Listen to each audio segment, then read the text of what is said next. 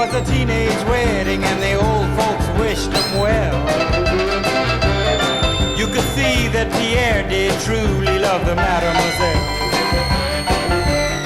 And now the young monsieur and madame have rung the chapel bell. C'est la vie, say the old folks, it goes to show you never can tell.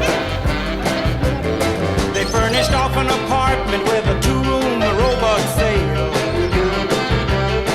The coolerator was crammed with TV dinners and ginger ale.